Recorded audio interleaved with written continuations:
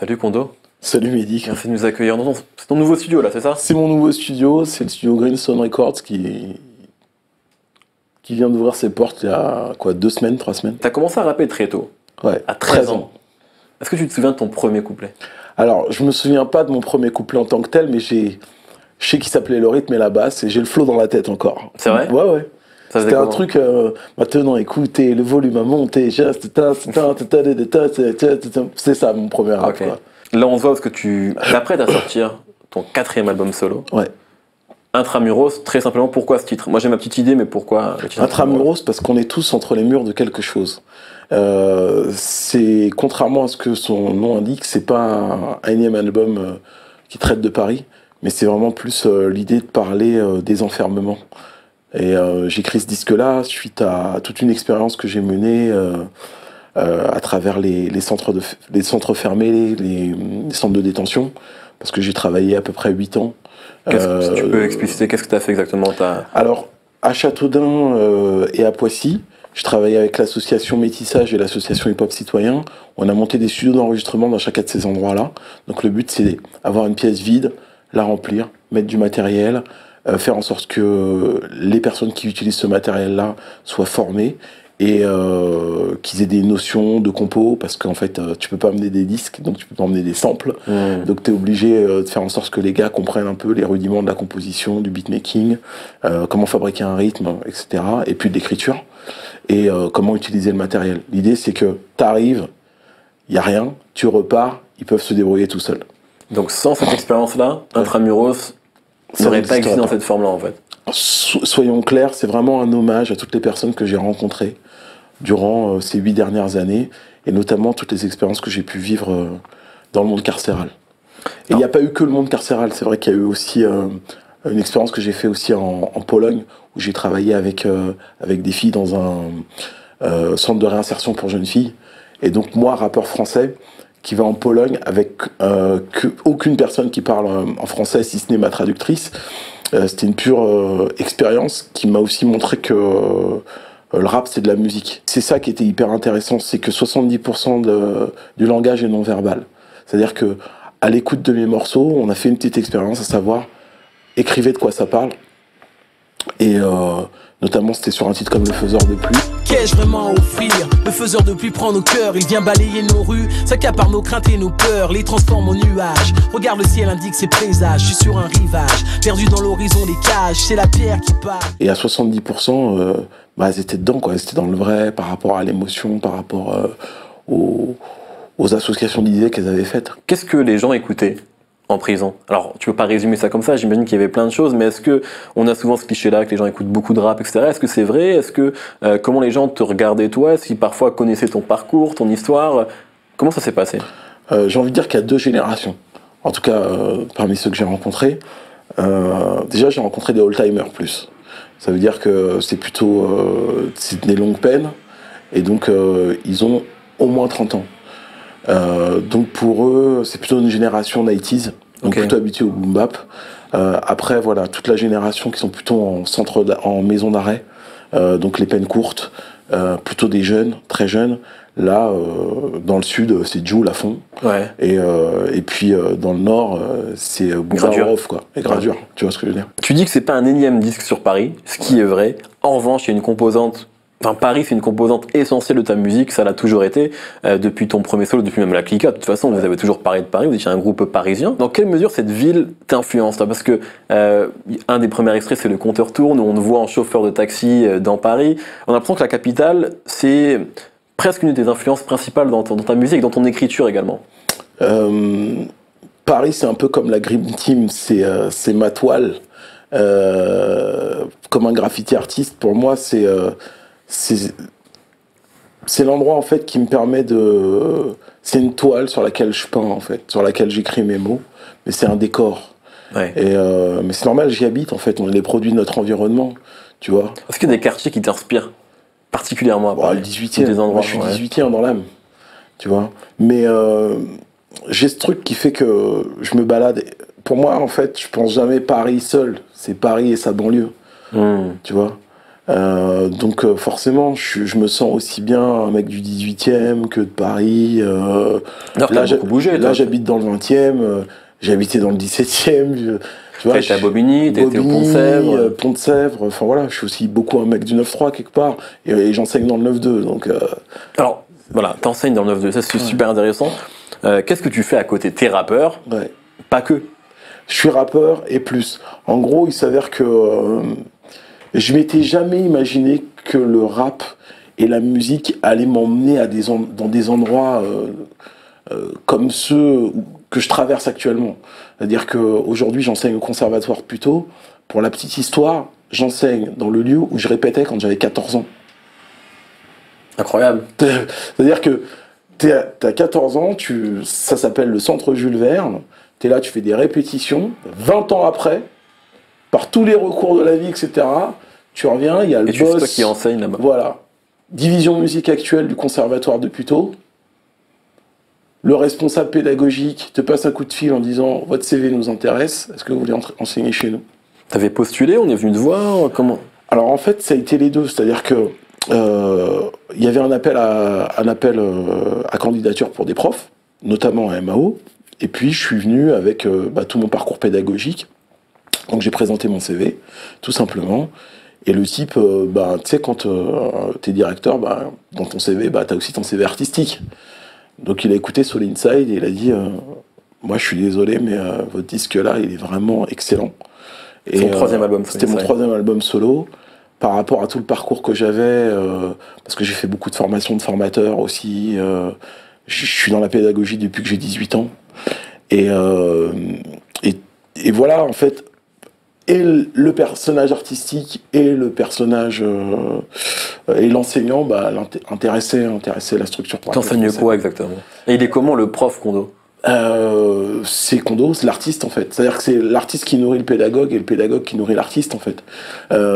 C'est quoi un pédagogue? C'est quelqu'un qui en fait a la capacité de vulgariser et de transmettre son art. Donc en gros, quand t'es artiste, tu passes ton temps à te poser des questions. Comment t'améliores ceci ou cela? Et quand tu sais l'expliquer, c'est comme ça que tu comprends que t'as réussi à répondre à ta question. Aussi simplement que ça. Donc, quand j'arrive, je suis cet artiste-là qui sait répondre aux questions que, en face, mes élèves se posent. Bon, moi, j'interviewe beaucoup d'artistes, et parfois, c'est pas toujours eux les plus à même de parler de musique, parce qu'ils ont la tête dans le guidon, ils sont dans la création, et parfois, ils ont du mal à prendre du recul sur ce qu'ils font, ou ils se disent juste, moi, je crée parce que j'ai envie de créer, me pose pas de questions sur... Et toi, au contraire, t'as ce recul-là, en fait, et t'arrives à parler de musique et à réfléchir sur la musique. Ce qui est pas toujours évident pour les artistes. Ouais, parce que moi, mon grand rêve, ça a toujours été d'être un maître dans ce que je fais. Il y a un mot que j'apprécie. Un Jedi. Ouais, un Jedi. C'est un mot que j'apprécie, c'est la maîtrise. Être en maîtrise, ça veut dire être en capacité de comprendre ce qu'on fait et de l'expliquer. Donc, pour moi, avancer dans l'art, c'est être en maîtrise.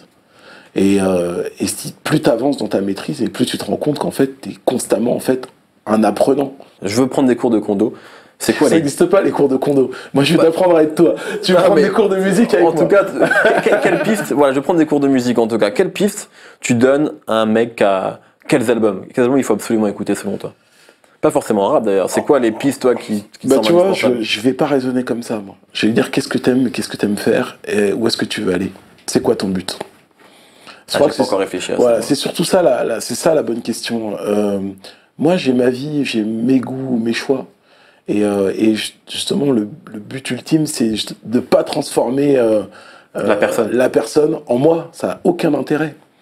Donc, si maintenant, c'est pour moi, tu veux apprendre à écrire une bonne chanson, je vais te dire, écoute les Beatles. Après les Beatles, je vais te dire, tu veux écrire une chanson tu veux comprendre ce qui se passe, la musique moderne, le rap, etc. Je vais te dire, la Motown. Dans l'écriture, moi je suis fan, tout le monde le sait, de Curtis Mayfield, Isaac Hayes. Voilà, ça c'est pour les anglo-saxons. Maintenant, dans la maîtrise de la langue française, va sur Brassens, tu vois. Et Gainsbourg, dans l'idée, dans la compréhension de l'arrangement, etc. Mais j'ai envie de dire que si t'arrives et t'es fan de Muse, et ton délire c'est de faire du pop rock, bah je suis un peu plus dans la merde quoi. Mais je vais te donner des bases quand même. Mais tu vas pas abandonner pour autant. Voilà. Rien à voir, quoique dans le clip de Le Compteur Tourne, justement, on en a parlé un petit peu tout à l'heure, t'es un chauffeur de taxi.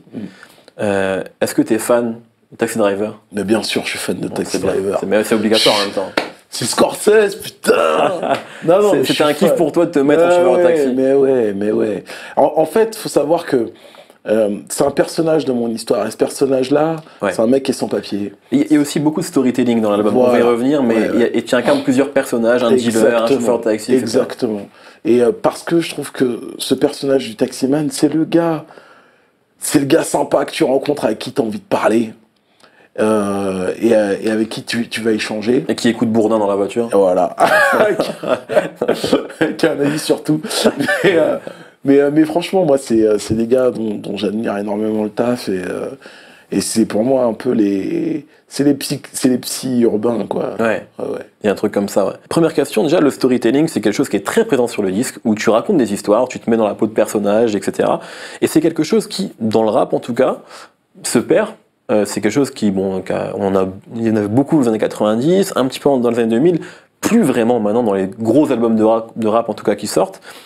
Pourquoi t'en as mis beaucoup dans le disque? Parce que tu veux remettre ça au goût du jour, parce que tu sais pas écrire sans en faire. C'est vrai qu'on a toujours eu un petit peu chez toi, ou t'as juste envie de le faire sur ce disque-là. Pourquoi? Parce que c'est une histoire.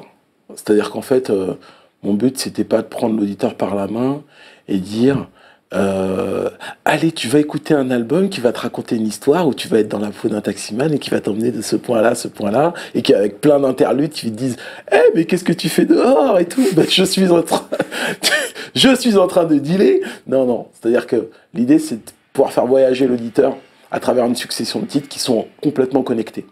Et c'est pas moi le dealer là-dedans. C'est le facteur, c'est le dealer qui se met sur le siège arrière du taximan et qui lui raconte sa vie. Et qui parlent ensemble en fait. Et chaque personnage que tu rencontres dans le disque Intramuros, c'est une galerie de gens qui sont en conversation avec le taximan. Et le taximan parfois il prend la parole et bien souvent ce sont des gens qui et il y a des interludes également qui... Voilà, les interludes, elles ne disent pas grand-chose, si ce n'est qu'elles contextualisent... Des moments de vie, quoi. Voilà. Est-ce que, question évidente, mais est-ce que Good Kid, Mad City de Kendrick Lamar, qui... justement, c'est distingué par un album très conceptuel où tous les morceaux étaient liés. Est-ce que ça a été, non pas une influence, mais une inspiration peut-être pour ce disque-là? Master Ace? Non, bien sûr, mais évidemment. Ce que je veux dire, c'est que récemment... Non, mais parce que ton disque arrive 4 ans, 2012, après le Kendrick, qui a eu un impact énorme sur la musique mondiale, sur la pop même, et qu'on a vu beaucoup de disques qui ont essayé de refaire du Good Kid, Mad City derrière. C'est pas le cas de ton album qui est très différent musicalement, mais dans le concept, c'est forcément quelque chose auquel les gens peuvent penser. Évidemment, Kendrick n'a pas inventé ça, hein. C'est pas ce que je suis en train de dire. Et premier disque que je sors en solo, Prélude à l'Odyssée. L'Odyssée, c'était ça. C'était ce voyage, cette déambulation, cette rencontre de portraits qui peuplent Paris, qui surtout racontent les miens, mes potes, tu vois, les gens avec qui je vis au quotidien.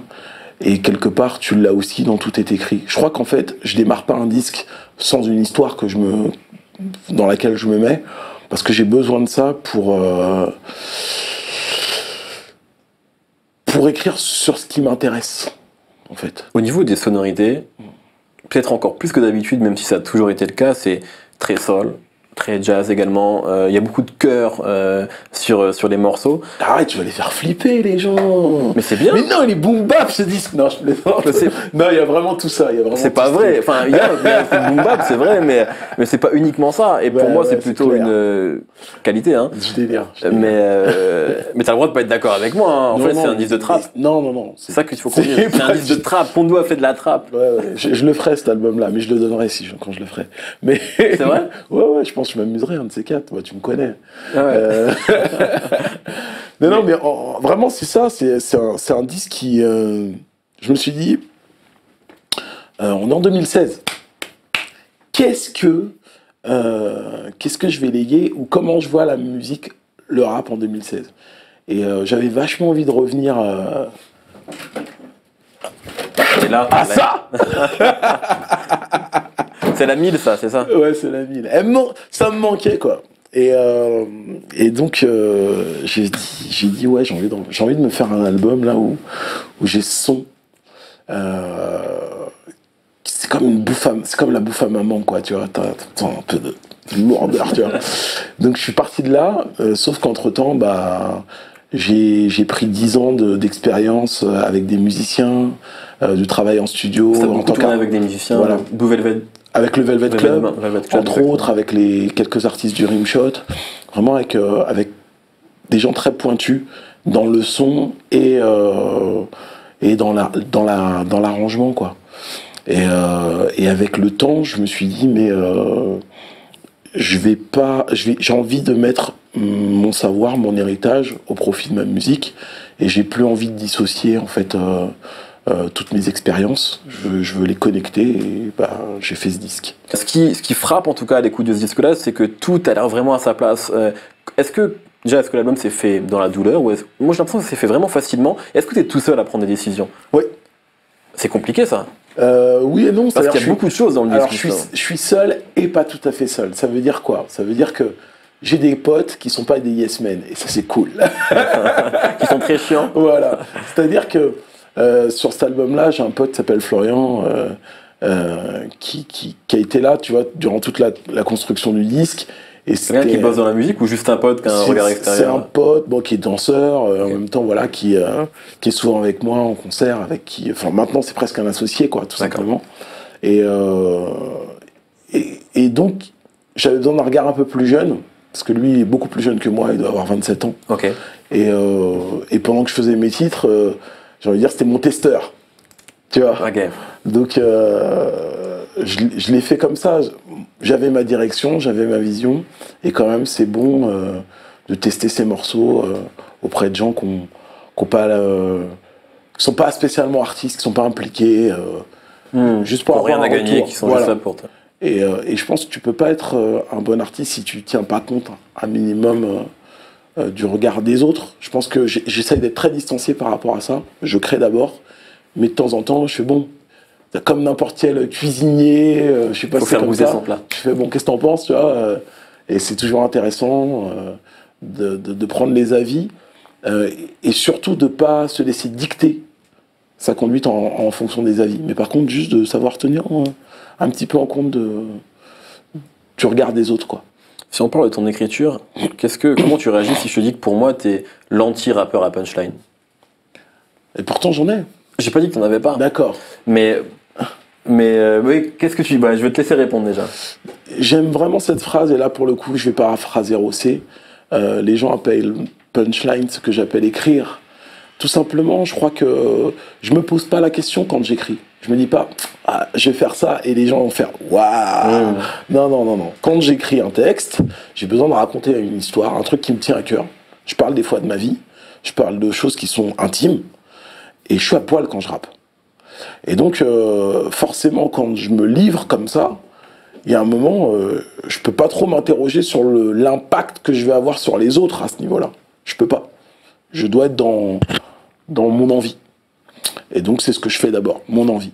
Et dedans, si maintenant les gens, ils trouvent des petites phrases à emporter, c'est gagné, quoi. Parce que le but, quand même, moi, c'est que quand même les gens, ils prennent ces morceaux-là et qu'ils vivent avec. Voilà. Donc, ça peut être une ambiance, ça peut être de l'instru, de la musique, ou ça peut être des phrases. Après, mon écriture, elle a vraiment évolué entre Deux Pieds sur Terre et aujourd'hui. J'ai été plus cru, plus direct sur cet album. Il y a moins de second degré, où c'est plutôt, c'est un second degré, t'as le petit clin d'œil et tu sais que ça l'est, quoi. Donc il y a moins à chercher, quoi. Par contre, je demande toujours à l'auditeur de faire un tout petit effort, ça veut dire d'écouter mes textes. En fait, c'est juste pas un effort trop compliqué, a priori. Voilà, mais tu sais, moi, par exemple, quand t'écoutes Curtis Mayfield et qui chante The Pusher, par exemple, plein de gens qui kiffent kiffe le morceau, mais qui écoute pas le texte, tu vois. Ou Freddy's Dead, tu vois, il raconte un trave, quoi, tu vois. Je vais encore reparler de lui, désolé, mais c'est ce qui est arrivé à Kendrick avec Swimming Pools, qui était un morceau contre justement l'addiction à l'alcool, etc. Et tout le monde en soirée chantait drunk, alors que c'était absolument pas le message du morceau, quoi. Donc c'est un peu ce qui est arrivé aussi. Voilà, c'est exactement ça. Donc aujourd'hui, je trouve ça. Moi, j'aime bien cette. Comment on appelle ça, l'économie de moyens de la punchline. C'est quand même fat. On est à une époque. Là, tu as sorti un album cohérent où les morceaux se suivent et se répondent même. Et on a une époque où tout va très vite, où il faut être hyper productif. Toi, ton dernier disque a 3 ans. Et c'est vrai que ça va très très vite, même en tant que pur auditeur, qui est pas artiste, parfois moi j'ai du mal à m'y retrouver, je sais pas ce que je dois écouter, etc. Et c'est parfois vraiment compliqué. Est-ce que tu te poses la question, toi, tu te dis comment je vais réussir à survivre dans tout cet amas de sorties, sachant que je suis un artiste qui sort un disque tous les 2-3 ans. Est-ce que c'est compliqué? Est-ce que c'est une question que tu te poses? C'est une question que je me pose constamment, à savoir comment je vais exister dans tout ça. La chance pour moi, c'est que je me suis dit, je vais pas être esclave de mon art et de ma passion. Et donc j'ai veillé à vivre dans la musique et avec la musique. Et donc quand je me mets à faire un disque, c'est toujours une œuvre que je vais laisser et j'essaie de la faire de manière à ce qu'elle soit intemporelle. Et ce qui est très dur. Donc je dois être à l'écoute de mon époque. Et je dois aussi essayer d'être le plus réactif possible. En fait, pour moi, faire un disque, ça va assez vite. Le plus dur, c'est quand j'ai fait mon disque, c'est que je galère à trouver des partenaires économiques pour que mon disque puisse exister. Même quand on est condo et qu'on a ta carrière, on repart de zéro à chaque disque. À chaque disque, on repart de zéro. Parce qu'à chaque disque, on t'explique que t'es pas celui qu'on attend. T'es toujours le challenger, quoi.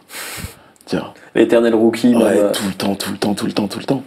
Et je pense que c'est ça que j'essaye d'avoir depuis 2-3 ans. Bah, déjà, c'est une structure, un endroit où je puisse venir créer constamment.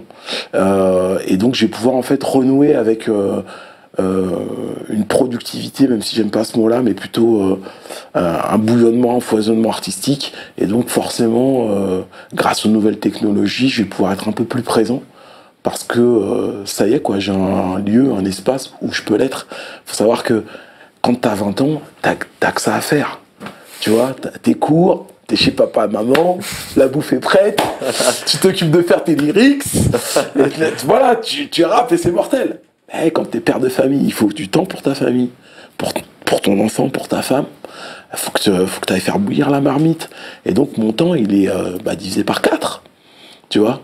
Et donc dans ce temps-là, il faut que je ponce des albums. C'est pas mal quand même, tu vois. C'est clair. C'est pas mal quand même pour... C'est pour ça que j'ai vraiment beaucoup de respect pour tous ceux qui se lancent dans ce métier-là, parce que faut des vraies couilles, quoi, pour se lever le matin, faire ce que t'aimes et pas être esclave de ta vie, quoi, de ta vie professionnelle. Est-ce que ça change quelque chose d'être papa rappeur? Ah ouais, mais ouais, ça change tout. Mais même dans l'écriture, dans la responsabilité, dans tes textes, même si t'as jamais été quelqu'un qui a appelé à la violence et au meurtre dans tes textes, mais est-ce que ça te met une certaine pression par rapport à ça? J'ai de la chance. J'ai de la chance parce que j'ai des fondements, j'ai des valeurs familiales, une éducation qui m'a été inculquée par ma mère seule, et j'ai pas dérogé. C'est-à-dire que, comme tous les gamins, je me suis bâti un peu contre. J'ai fait quelques incartades, mais le fondement était fort. Donc j'ai jamais prôné des choses qui étaient dévalorisantes pour les miens. Et quand je dis les miens, je parle de ma famille, de mes cousins, oncles et tantes, et de mes ancêtres. Tu vois.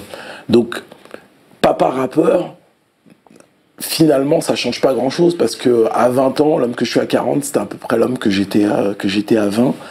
Et en même temps, tu vois, là où j'étais beaucoup plus lumineux avant, le fait d'être père de famille, ça m'a rendu plus inquiet. Et forcément, quelque part, mon regard, eh bien, il s'est plus terni, en fait. quelque part, et ça m'emmerde. Putain, ce monde m'a rendu plus cynique, bordel. Bah, c'est intéressant parce que moi, je t'ai toujours vu comme un rappeur optimiste. Ouais. Même quand tu parlais de sujets graves, il y avait un truc peut-être dans ta voix, dans ton personnage, ta personnalité, qui faisait que pour moi, tu étais optimiste. Et sur un morceau comme Un gun sur la tempe, par exemple, on te sent effectivement... moi, je me suis dit, si même Kondo commence à plus y croire, c'est foutu, tu vois. Vraiment, je me suis dit ça en écoutant ce morceau. Ouais, c'est vrai. Mais même moi, je me suis dit ça. Je me suis dit, qu'est-ce qui se passe, gars? Non, mais il est important, tu vois, de regarder le monde droit dans les yeux, quoi. Franchement, la période dans laquelle on est dure.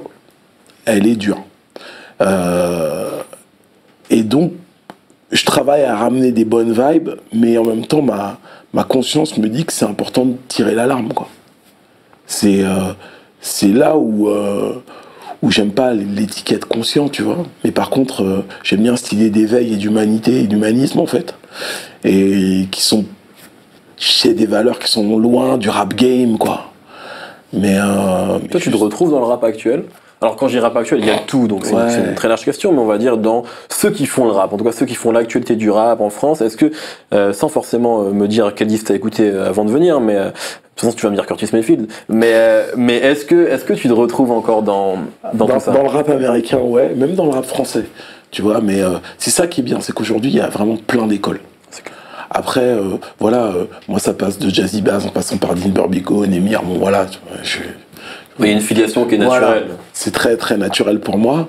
Il y a des artistes comme Sean que j'aime bien, tu vois, dont j'aime vraiment bien le taf. La Rumeur Kazé, c'est des valeurs sûres en termes de perspective. JP Manova aussi, tu vois. Ouais. Donc c'est tout le rap qui riche aujourd'hui, qui a une essence, tu vois. Et dans le rap game, c'est-à-dire dans ce rap hardcore que font les gros chiffres, c'est-à-dire Booba, Jul, Gradure, etc. En fait, moi, ce que je vois dans ce rap-là, c'est... je vois une perspective de tirer les jeunes vers quelque chose, vers un idéal ambitieux d'entrepreneur. C'est là où je trouve qu'il y a un réel intérêt. Comme je dis, ça me fait kiffer de voir des jeunes Renoir et Rebeuss devenir millionnaires. Ça me fait kiffer, je te jure. Parce qu'il y a cette idée de hacker le système, tu vois. Mon souci, c'est les valeurs qui sont prônées, en gros. C'est-à-dire que je me disais hier, putain, si en fait, si t'avais Rof, Booba, même Maître Gims, qui se réunissaient autour d'une table et qui disaient, si on montait notre chaîne de distribution ensemble, t'as le bordel que ça mettrait dans ce putain de système. Tu vois ce que je veux dire? Ouais. Et c'est ça, en fait, que je me dis. Je me dis, putain, si les gars, ils prenaient réellement conscience du pouvoir qu'ils ont et comment ils pourraient transformer le monde, ce serait fabuleux. Et là, le rap, comme la vie de tous nos petits gars, elle bougerait. Parce qu'ils ont une vraie influence, ils ont un vrai impact. Mais c'est l'impact qu'ont ces gars-là, ils se rendent pas compte. Enfin, si, ils s'en rendent compte, mais ils sont sur des préoccupations qui parfois, je pense, leur brouillent la vision du système, du jeu dans lequel ils sont, en fait. Tu parlais de Booba, j'ai vu une interview récente, je crois que donnée à Sous-Culture, je crois, où tu disais que Booba, qui était danseur pour la Clica, hein, on connaît l'histoire, même dans la danse, il était en avance au début. C'est ça que tu disais, qu'il avait ramené un style déjà un petit peu en avance. Booba, c'est la première fois que je crois que j'entends ça sur Booba. Ah ouais. En fait, on avait deux danseurs dans le coup d'état phonique, Sidi et Booba. Et s'ils étaient dans le coup d'état phonique, nous, on s'en foutait de la danse. Hein. On faisait du rap à la Onyx. Tu vois, donc... c'est juste qu'ils amenaient une espèce d'énergie, une folie de corps que j'ai jamais retrouvé, que j'ai mis 15-20 ans à retrouver, quoi. Comment tu vois, toi, l'évolution justement de Booba qui était... Moi, je pense que j'étais pas assez proche de lui pour réellement parler de son évolution. Je peux juste dire que il y a l'artiste et l'entrepreneur. Et l'entrepreneur, franchement, me fascine. Ouais, parce que je trouve qu'il a un vrai nez, un sens des affaires. Et une perspective, tu vois, il trace droit. Et je trouve que c'est quelqu'un qui suit sa ligne de conduite. Ce qui est assez difficile dans les métiers de la musique, dans les métiers de l'art. J'ai quand même vu, au cours de ces années, beaucoup de gens retourner leur veste.